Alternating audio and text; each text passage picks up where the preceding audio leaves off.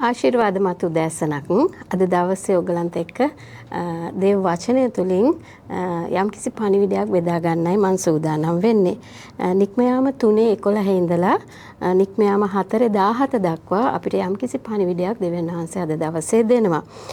මෙතෙන්දී අපිට කියනවා මෝසස්ට යම්කිසි කාර්යයක් දෙවියන් වහන්සේ පවරනවා. 3:11 උන්වහන්සේ පාරාවෝ වෙතට යන්ටත් ඊශ්‍රායල් පුත්‍රයන් මිස්රෙන් පිටතට ගෙනෙන්නටත් මෝසස්ට කාර්ය පවරන්නේ.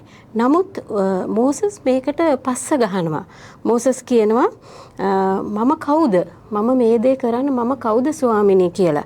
නමුත් උන්වහන්සේ කියනවා නුඹ බය නොවි යන්න මම සැබවින්ම නුඹත් සමග ඉන්නවා කියලා. ඒ මොන දේ කිව්වත් මෝසස් හැමතිස්සෙම නිදහසට කාරණා ඉදිරිපත් කරනවා. 4:10 කියනවා මෝසස් මක්නිසාද කතාවට දක්ෂයෙක් නොවෙමි. කතාවට අදක්ෂ දිවක් ඇත්තව කෙනෙක් මම කියලා.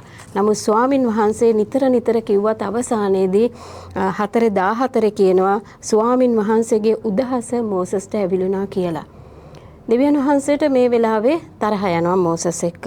නමුත් අවසානයේ ආරොන්ව මේ වැඩේට ස්වාමින් වහන්සේ පාවිච්චි කරනවා. අද දවසේ ඕගලන්ට එක්ක මම බෙදා ගන්න හදන්නේ අපිට යම්කිසි කාර්යයක් සභාව තුල අපේ පවුල තුල යම්කිසි කාර්යයක් දෙවියන් වහන්සේ අපිට පවරනවද අපි ඒ දේ නොපැකිලව බිය නොවි කරන්නට ඕනේ. ඒ මොකද උන්වහන්සේ අපිට කියනවා 3:14 කියනවා මම යම්සේ සිටින්ද එසේම නුඹ සමග සිටිමි කියලා. ඉතින් මම අද දවසේ ඕගලඟ ධෛර්යමත් කරනවා. අපිට යම්කිසි කාර්යයක් පැවරෙනවද? උන්වහන්සේ අපිට යමක් කරන්න කියනවද?